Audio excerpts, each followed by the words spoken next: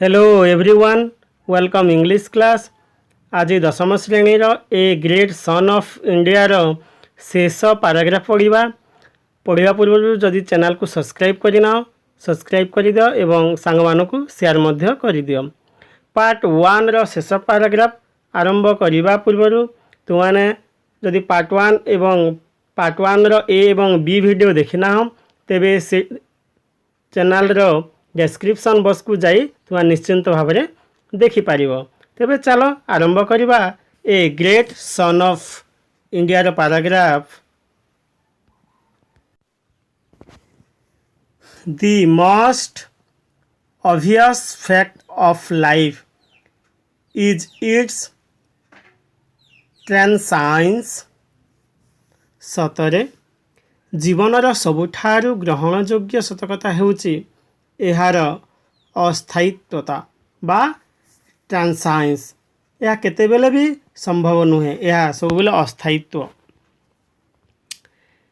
Everything in this world passes away, the written word, the painted pictures, the carved stone, the heroic acts, etc. यही पृथ्वी रे सबु किछि जथा लिखित शब्द, अंका जाइथिबा चित्र, खोदित पथर एवं वीरत्व कार्य अपसरी जाउछि। कारण केबे मध्य एहा स्थायित्व नुहे, समय आसिले यह निश्चिंत भाव में बदली थाए। Great civilisations are subject to the law of time. बृहत सभ्यता बहुत बड़ बड़ सभ्यता मध्य अछि, ए सबु समयर नियमाधीन बा समय अनुसार या निश्चिंत भाव में बदली थाए।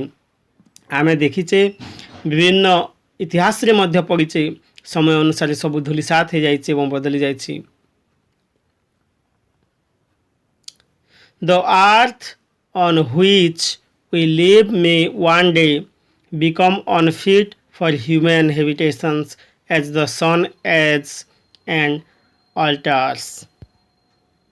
सतरे आमे माने जो पृथ्वी रे रहुचे वास करूचे एवं ताहा दिने सूर्य जेतेले वयस्क हेबे बा परिवर्तित हेबा भली मानवीय बसवास पई अनुपयुक्त होई पड़िबो। कारण दिने जोठारे आमे वास करते सेटा मध्य बदली जीवो। Our act and thoughts, our deeds of heroism, our political structures are a part of history of becoming और प्रोसेस। सतरे आमनकर जो कार्य अच्छी, चिंताधारा अच्छी, आमनकर जो वीरत्व अच्छी, ब्रेवनेस अच्छी एवं कार्यवली गुड़िक अच्छी, आमनकर जो पॉलिटिकल कैरियर अच्छी, राजनैतिक ढांचा अच्छी, इतिहास एक अंश अटे। सतरे यह गोटे इतिहास एक अंश अटे भविष्य रे हेबार बा प्रक्रियार। सतरे जो भविष्य रे जो प्रक्रिया अच्छी यहाँ चली किंतु दिन दिन निश्चिंत भाव में यह बदल यह प्रोसेस रे रही, यह निश्चिंत भाव में बदली जीव। They all belong to the world of time. सतरे यह पृथ्वीर समय उपरे ही निर्भर करुछि। Time is symbolized in India's tradition by birth and death. सतरे भारतीय परंपरा जन्म और मृत्यु को समय द्वारा प्रतीकात्मक भाव में ग्रहण करा जाए। आमे सतरे सब जिनिस को प्रतीकात्मक भाव में नहीं थाउ। Is this world which is a perpetual processing of events, self sustaining, self maintaining, self establish, और is there a beyond underlying it, unifying it and inspiring it, standing behind it and yet immanent in it। वास्तव में आमको यहाँ गोटे गोटे निश्चिंत आमको प्रश्नवाची सृष्टि करुची। ये कौन से पृथ्वी जहाँ हेउची सुरक्षाकारी, सुरक्षावेक्षणकारी, बा सुप्रतिष्ठित घटनावलीर एक चिरंतन प्रक्रिया बा किंबा यार ऊर्ध्वरे याकू गुरुत्व देउथिबा याकू एकत्र करुथिबा और याकू प्रेरणा प्रदान करुथिबा यह पछरे ठिया होइथिबा एवं तथापि यह भितरे सर्वव्यापक अछि कारण standing behind it and yet imitate in it सतरे यह सर्वव्यापकता अछि तथापि यह आमको प्रेरणा प्रदान करुथिबा केतेक तथ्य मध्य प्रदान करुछि ये सुरक्षा रक्षणाबेक्षणकारी मध्य आमको यह किछि प्रतिष्ठित घटनावलीर चेतना देउछि is becoming all or is there being behind it पृथ्वी कण आमानंक पाई या सब किछि आम पछरे किछि अछि जा सब किछि घटिबार अछि Will man annihilated? Will man annihilated?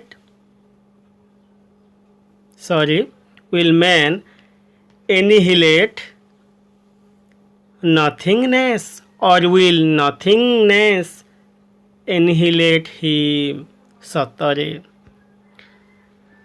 Manish कण किछि नथिबार स्थिति को समूले ध्वंस करिवो बा किछि नथिबार स्थिति मनीष को समूले ध्वंस करिवो आम जेते बेले ध्वंस हेबार परिसीमा आसी जिबा आम हाथ रे अब किछि नथिबो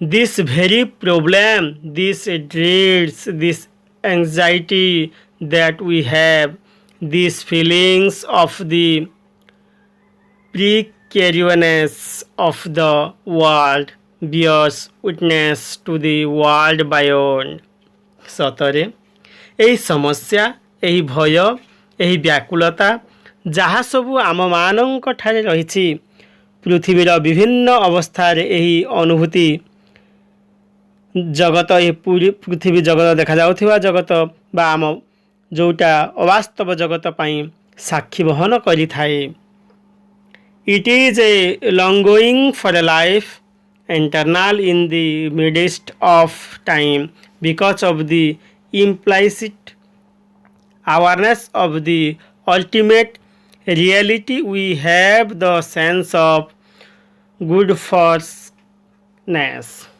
सतरे ये सब जो समय अंतराल रे घटुची जीवन को चिरंतन करिवार अभिशा बा सर्वशेष वास्तवतार अंतर्निहित सचेतना बा कारण बा घटना आमान ठारे अनाकर्षणीयतार ज्ञान अच्छी आम पाखे कौन आकर्षणीय ज्ञानता अच्छी कि गॉड फॉर्सनेस कौन अच्छी कि ना कारण ताहा केवल प्रकृति मध्य सीमित रही केवल प्रकृति हाथ रे ही घटनाटा रही यही पाठर समस्त पार्ट 1 रो पैराग्राफ सरी जाइछि वर्तमान कंप्रेhension चेक अच्छी कंप्रेhension क्वेश्चन गुड़ाक देखि नबा फास्ट अच्छी हु इज द स्पीकर यार आंसर दे परिबा the speaker is doctor Sarvepalli Radhakrishna the speaker is doctor Sarvepalli Radhakrishna second on what occasion does he speak यार आंसर आम दे परिबा he speak on the occasion of a seminar organized for the honour of Swami Vivekananda's 92 birthday 3 what does the treasure of her past refers to क्या कहुई the treasure of her past refers to India's glorious heritage and tradition of the past यार answer बोली दे परिबा 4 where from did Vivekanand collect the treasure यार answer दे परिबा Vivekananda collect the treasure from the Indian scriptures and the life and saying of his great religious reformer Sri Ramakrishna एभली भाव में आम यार आंसर दे परिबा 5. How are religion and science interrelated? यार आंसर आम दे पारिबा religion and science are interrelated because modern man must learn to live with a religion with his intellectual consciousness বা conscience and the spirit of science এইভাবে ভাবে 5 ର ଉତ୍ତର ଆମେ ଦେଇପାରିବା। Next 6. Why should religion be the maintaining faith of democracy? यार answer दे पारिबा religion should be the maintaining faith of democracy because religion beliefs must be justified and supported by reason. 7. What could be the reason for the eclipse of religion? यार answer हम the reason for the eclipse for religions is that the professed religions are both unscientific and undemocratic. 8. What is the ultimate truth of life? यार answer हम दे पारबा the ultimate truth of life is its transcendence. Transcendence या क्षमता सीमित नुह. What does time act as a powerful force? 9 ର यार answer they Paribas time acts as a powerful force because our act and thoughts, our deeds of heroism, our political structure, birth and death are all ravaged by man. 10th. What explanation of the fundamental problem is provided by the Upanishad? यार fundamental तो आम कि पारिबा नहीं कारण what explanation of the fundamental problem is provide by the Upanishad यह आम पाखे यार आंसर देवा संभव होगा नहीं कारण ये कौन जगार फंडामेंटाल्स कि प्रोब्लेम प्रोवाइड है नहीं तो यार क्वेश्चन निश्चिंत भाव में आम दे पारिबा नहीं तो ये भाव में यार आंसर आम 1 to 10 पर्यंत देले। नेक्स्ट भिडियो रे आमे पार्ट 2 पढ़िबा एवं यार ओडिया रे सारांश जानिबा। भिडियो देखिथिबारु समस्त को बहुत बहुत धन्यवाद।